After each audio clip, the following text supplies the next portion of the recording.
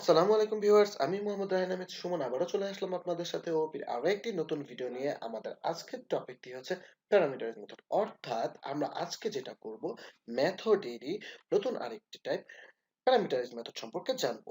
আমরা parameterise method কি, parameterise method কেন ইউজ করব, এই সম্পর্কে আজকে বিস্তারিতভাবে আলোচনা করব। এখন আমরা আজকের টপিকে যাওয়ার আগে একটু প্রিভিয়াস ক্লাসের দিকে অ্যাটেনশন দিব ফর রিমেম্বারিং যে আমরা গত ক্লাসে একটি মেথড ক্রিয়েট করেছিলাম দেখালাম, যে মেথডটি আমাদেরকে আউটপুট দেখাতে হেল্প করেছিল।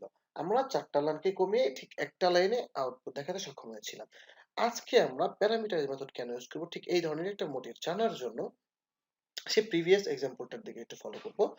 আমাদের এই টাইপের একটা এক্সাম্পল ছিল যে ধরুন আপনার একটি ফ্রেন্ড আছে, তার গন্তব্য হচ্ছে এখানে, আপনি আপনার ফ্রেন্ডের কাছে যেতে চাচ্ছেন। এখন আপনার ফ্রেন্ডের কাছে যাওয়ার জন্য টোটালি তিনটা রাস্তা আছে। একটা রাস্তা ধরুন, এই রাস্তা দিয়ে যদি আপনি আপনার ফ্রেন্ডের কাছে রওনা করেন তাহলে এখানে 10 মিনিট সময় লাগবে। আর যদি আপনি আপনার ফ্রেন্ডের কাছে এই রাস্তা দিয়ে যেতে চান তাহলে 15 মিনিট সময় লাগবে। তারপর আপনি যদি এই রাস্তাটা দিয়ে যেতে চান তাহলে আপনার ফ্রেন্ডের কাছে যেতে আপনার 5 মিনিট সময় লাগবে। এখন প্রবলেমটা হচ্ছে আপনি এখানে 10 মিনিট রাস্তাটা আর হচ্ছে 5 মিনিটের রাস্তাটা চেনেন না। আপনি শুধুমাত্র 15 মিনিটের রাস্তাটাই চেনেন। এখন আপনি যখন আপনার ফ্রেন্ডের কাছে এই লম্বা দূরত্ব অতিক্রম করে যাবেন, তারপরে তাকে গিয়ে ধরুন বললেন যে তোমার কাছে আসতে আমার মোটামুটি একটা ভালো সময় লেগে গিয়েছে, 15 মিনিটের মতো আমার কষ্ট হয়ে গিয়েছে। তো আপনার ফ্রেন্ড সাপোজ বললো যে কেন তোমার 15 মিনিট সময় লাগবে, তোমার এখান থেকে তুমি চাইলে 10 মিনিট অথবা 5 মিনিটের মধ্যে তুমি আমার কাছে আসতে পারতা, বাট তুমি হয়তো সেই রাস্তাটা চেনো না। আমাদের বাস্তব জীবনে এই টাইপের কিছুই হয়ে থাকে, এই টাইপের ঘটনাগুলোই আমরা ফেস করে থাকি।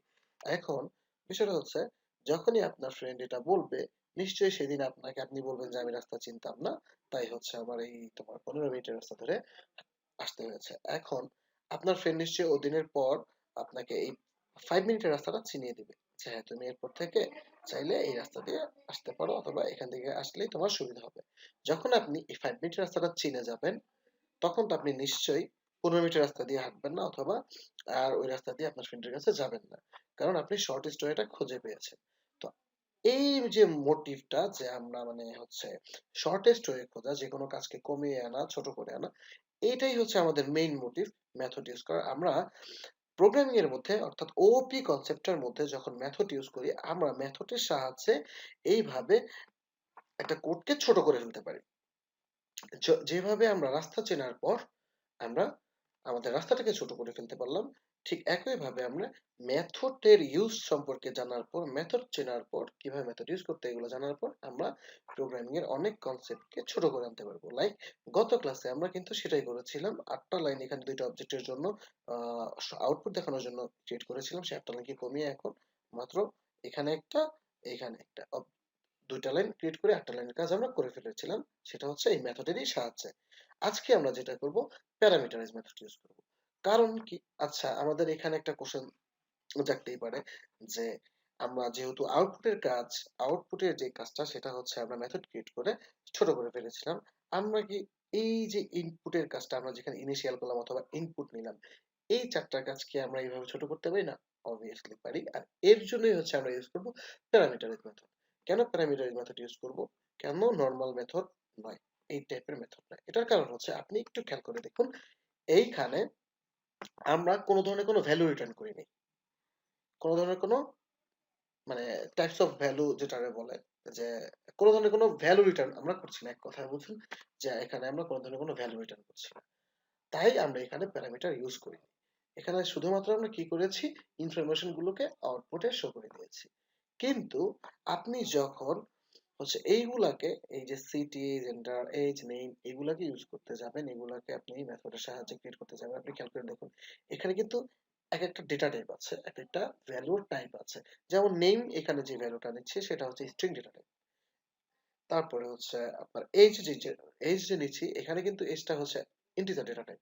সো এখানে বোঝাই যাচ্ছে যে আমাদের একটা ভ্যালু রিটার্ন করবে। সো আমরা আগে মেথডটা ক্রিয়েট করি, লাইক দিলাম পার্সন ডিটেইলস।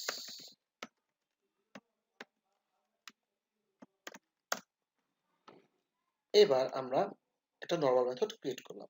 এখন এখানে আমরা প্যারামিটার পাস করব। কেন পাস করব? নিশ্চয়ই এখানে আমি যখন নেমটা নিব, নেমটা কিন্তু একটা ডেটা টাইপ, একটা ভ্যালু রিটার্ন করতেছে। কি টাইপের ভ্যালু রিটার্ন করতেছে সে? স্ট্রিং টাইপের। এখানে এজটা কিন্তু একটা ইন্টিজার টাইপের ভ্যালু রিটার্ন করতেছে। সো আমাদেরকে যার কারণে এই টাইপ গুলোকে বলে দিতে হবে।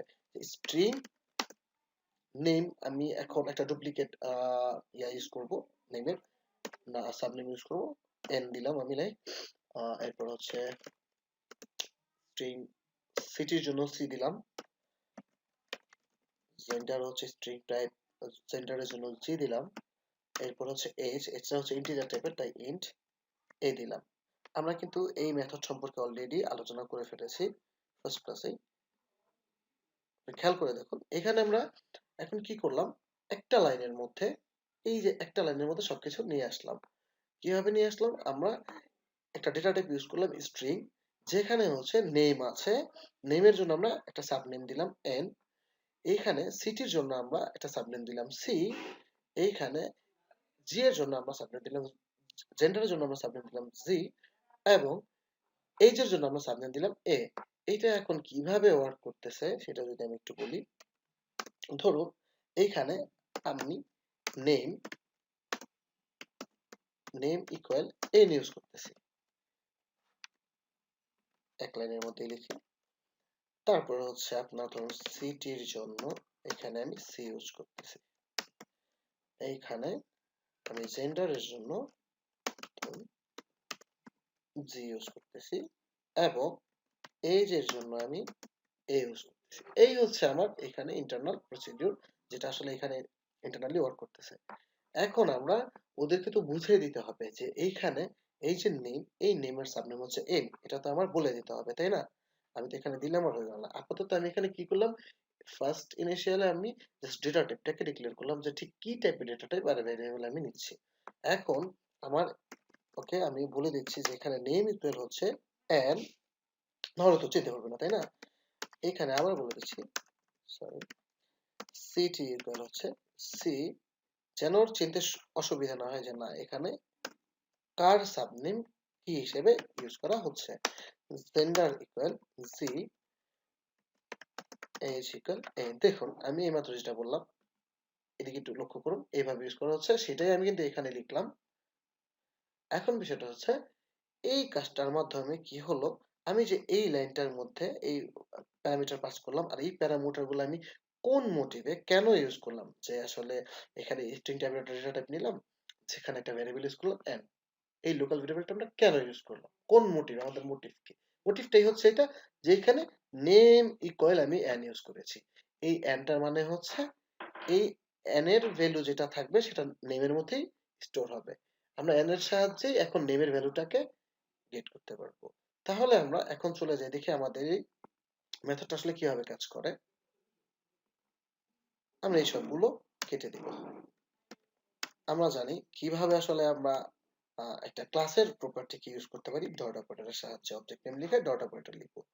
এখন এই যে দেখুন, আমরা এখানে কিন্তু এই সিঙ্গেল ভেরিয়েবল গুলাকে আর ক্লিক করব না, কারণ হচ্ছে আমরা যেহেতু একটা ফাংশন ক্রিয়েট করেছি, মেথড ক্রিয়েট করেছি, আমরা সেই মেথডটাকে ইউজ করব কিভাবে। এই যে দেখুন এখানে পার্সন ডিটেইলস নামে যে মেথডটা আমরা ক্রিয়েট করেছি সেটা এখানে শো করছে। ইনফ্যাক্ট আপনাকে এখানে ডিরেক্ট বলে দিচ্ছে যে আপনি কোন সিকোয়েন্সে আপনার ইনপুট গুলোকে নেবেন। এখানে কিন্তু একটা বিষয় লক্ষ্য রাখবেন, আপনি যখন প্যারামিটারস মেথড ইউজ করবেন কোনোভাবে আপনি সিকোয়েন্সকে মানে র্যান্ডম করতে পারবেন না। লাইক এখানে স্ট্রিং স্ট্রিং স্ট্রিং ইন্টিজার, এখন যদি আপনি এই মেথডটাকে নিয়ে সাপোজ আপনি সামনে যদি ইন্টিজার ভ্যালুটাকে নিতে চান, এটা কিন্তু আপনি পারবেন না। এই ফাংশনের মধ্যে আপনি মেথডের মধ্যে ঠিক যেভাবে ডেটা টাইপ গুলো নিয়েছিলেন, ডিক্লেয়ার করেছিলেন, আপনার ইনপুট নেওয়ার ক্ষেত্রে ঠিক ওই সিকোয়েন্স মেনটেন করেই ইনপুট গুলো নিতে হবে। আমরা একটু প্র্যাকটিক্যালি দেখি, এখানে কিন্তু বলে দিচ্ছে যে আসলে আমরা কোন ডেটা টাইপ গুলো আগে নিব। এই যে আবার উপরে সাজেস্ট করছে, একটু দেখুন লক্ষ্য করে, string N, string three, string G, integer A. এখন আমি যদি যেটা বললাম যে আমি যদি এখানে নিতে চাই 24, সরি 24, এখানে কিন্তু সে 24 নিবে না, এখানে সে 24 নিবে না, কারণ এখানে এরর দেখাবে সে, কারণ আমার সামনে ইউজ করা হচ্ছে স্ট্রিং ডেটা টাইপ। আমি প্রথমে কি নিব, স্ট্রিং নিব। আমার স্ট্রিং আমি কি দিতে পারি, নেম, প্রথমে নেম দিতে পারি, নেম লাইক ধরুন আকাশ, তারপরে আছে সিটি, আকাশের সিটি দিতে পারি ঢাকা, আকাশের জেন্ডার আমরা দিতে পারি মেল। এবার এখানে আমরা দিতে পারি 24 এজ। দেখুন এই যে সিকোয়েন্সটা মেনটেন করলাম, এখন কিন্তু আর আমাদের কোনো ধরনের কোনো এরর দেখাচ্ছে না। এখন খেয়াল করে দেখুন, এর আগে আমরা এই চারটা ভেরিয়েবল, অর্থাৎ এই নেম, সিটি, জেন্ডার, এজ, এই চারটা ভেরিয়েবলের ভ্যালুকে ইনিশিয়াল করার জন্য আমরা চারটে লাইন ইউজ করেছিলাম। কিন্তু এই প্যারামিটারাইজ মেথড ইউজ করার সাহায্যে আমরা এই চারটা লাইনকে একটা লাইনে কনভার্ট করতে পেরেছি, একটা লাইনে নিয়ে আসতে পেরেছি। আসলে এটার লজিকটা কি, এখানে একটা কোশ্চেন হতে পারে, আসলে কিভাবে একটা লাইনের মধ্যে এটা কাজ করতে পারে। এখন আপনি খেয়াল করে দেখুন, আমি যখন মেথডটা ক্রিয়েট করেছিলাম, পুরো মেথডটাকে কিন্তু আমরা একটা লাইনের মধ্যে একসাথে ডিক্লেয়ার করেছিলাম। এখানে যখন চারটা ভেরিয়েবল ডিক্লেয়ার করেছি, চারটা ভেরিয়েবল আলাদা আলাদা মানে র্যান্ডমলি ছিল, ছড়িয়ে ছিটে ছিল। এখন আমরা যখন মেথডটা ক্রিয়েট করেছি, এখানে কিন্তু সুন্দর একটা সিকোয়েন্স আমরা ক্রিয়েট করে দিয়েছি, যে একই লাইনের মধ্যে প্রথমে স্ট্রিং টাইপের একটা ডেটা টাইপ থাকবে যেখানে নেম থাকবে, দ্বিতীয়ত একটা সিটি থাকবে, তারপর হচ্ছে থার্ড একটা জেন্ডার থাকবে, ফোর্থ একটা এজ থাকবে। আর এই সবগুলি কিন্তু আমরা এক লাইনের মধ্যেই ডিফাইন করেছি, তাই না? সো দ্যাটস ওয়াই আমরা খুব সহজেই বোঝা যাচ্ছে। আর বাকি কাজ এর আন্ডারে যা করেছি সেটা হচ্ছে, আমি জাস্ট আমার ভেরিয়েবল গুলাকে যে নিয়েছি, লোকাল ভেরিয়েবল গুলাকে, এগুলাকে জাস্ট চিনিয়ে দিয়েছি যে তোমরা কার জন্য কাজ করবে, কার ভ্যালুটাকে তোমরা স্টোর করবে। তোমরা এন তুমি কার জন্য করবে, এন তুমি নেমের জন্য তোমার কাজ করবে, সিটি সি, সি তুমি কার জন্য কাজ করবে, সিটির জন্য কাজ করবে। এইভাবে আমরা জাস্ট চিনিয়ে দিয়েছি। কিন্তু ইনপুট গুলো কিন্তু এই সিকোয়েন্স আকারে হচ্ছে, কারণ আমরা এক লাইনে এগুলো ডিক্লেয়ার করেছি। তাহলে সহজেই বোঝা যাচ্ছে আসলে এইভাবে কিভাবে কিভাবে কাজটা করতেছে। সেই সিকোয়েন্সটাই এখানে জাস্ট এই এই ভ্যালুগুলাকে আমি মেনটেন করতে, এই কাজটাকে আমি মেনটেন করতেছি এই ভ্যালুগুলো ডিক্লেয়ারের সাহায্যে। এখানে জাস্ট ভ্যালুগুলোকে আমরা ডিক্লেয়ার করে দিয়েছি। তো হয়ে গেল। এখন দেখি আমরা প্রোগ্রামটা রান করে প্রোগ্রামটা কিভাবে কাজ করে।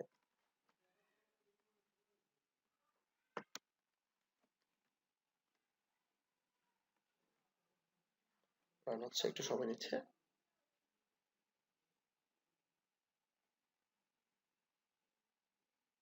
দেখুন ঠিক সেম ওয়েতে আবারও সুন্দরভাবে আউটপুট দেখিয়ে দিচ্ছে। আমি কিন্তু এইটাকে মডিফাই করিনি আপনাদের বোঝার স্বার্থে, যে এইটার আউটপুট ঠিক যেভাবে দেখাচ্ছে, উপরের অবজেক্টের আউটপুটও সেভাবে দেখাচ্ছে, এখানে কোনো ধরনের কোনো চেঞ্জ নাই।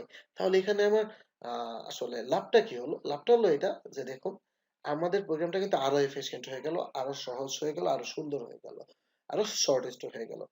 যেটা আমরা বলেছিলাম আমাদের এই যে এক্সাম্পলে, যে আমরা যে কোনো একটা কাজ শর্টেস্ট ওয়েতে করতে চাই, এখানে কিন্তু আমি 5 মিনিটের রাস্তা চেনার পর আর 15 মিনিটের রাস্তা অবশ্যই হারবো না, সেই কাজটা কিন্তু এখানে হয়ে গেল। এখন থেকে কিন্তু আমরা চাইলেই খুব সহজ ওয়েতে এই যে চারটা লাইন, এখানে এই চারটা লাইন ইউজ না করে ঠিক এই একই ভাবে আমি আমার প্রোগ্রামটাকে ছোট করে আনতে পারবো। আমরা এক কাজ করি, আরো একবার তাহলে, আমরা এই কাজটা করব। এখানে এই এই অবজেক্টের জন্য যেগুলো ইলাস্ট্রেট করেছিলাম সেগুলোকে আমি রিমুভ করে দিলাম। এখন আমরা আবার অবজেক্ট 2 এর জন্য সেম কাজটা করব।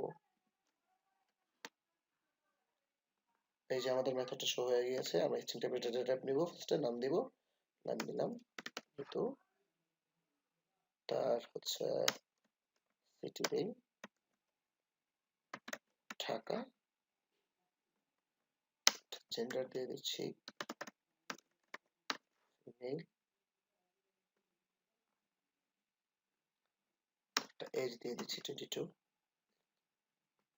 এখন খেয়াল করে দেখুন আমাদের প্রোগ্রামটা, মেইন মেথডের যে মেইন প্রোগ্রামটা সেটা কিন্তু অনেকটা এফিশিয়েন্ট হয়ে গেছে, অনেকটা ছোট হয়ে গিয়েছে।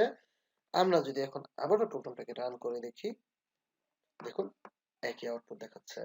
তার মানে আমরা মেথড আর প্যারামিটারাইজ মেথড, মেথডের এই দুইটা টাইপকে ইউজ করে আমাদের ওওপি ফিচারের যে কোডিং সিনট্যাক্স গুলো আছে তা সেগুলোকে অনেক শর্টেস্ট ওয়েতে, অনেক সহজ ওয়েতে প্রেজেন্ট করতে পারি। এখন দেখুন আমাদের প্রোগ্রামটা কিন্তু আগের মতো আর এত কমপ্লিকেটেড দেখাচ্ছে না। সো আমরা এখন থেকে কি করব, অবশ্যই আমরা যেহেতু শর্টেস্ট ওয়েটা আমরা চিনে গিয়েছি, আমরা প্যারামিটারাইজ মেথডই ইউজ করব। তো আজকের এই ভিডিওটা এই পর্যন্তই। আপনারা যদি এই প্যারামিটারাইজ মেথড সম্পর্কে আরো কিছু জানতে চান অথবা আপনাদের যদি এই প্যারামিটার মেথডের কনসেপ্টটা ক্লিয়ার না হয়ে থাকে, আপনারা চাইলেই আমার সাথে কন্ট্যাক্ট করতে পারেন। আমার ডেসক্রিপশনে আমার নাম্বারটা দেওয়া থাকবে। আর আমার জন্য দোয়া করবেন ফিউচারের ভিডিওগুলো যেন আরো ইজিয়েস্ট ওয়েতে আপনাদের কাছে আমি প্রেজেন্ট করতে পারি। ভালো থাকবেন, সুস্থ থাকবেন। আল্লাহ হাফেজ। আসসালামু আলাইকুম।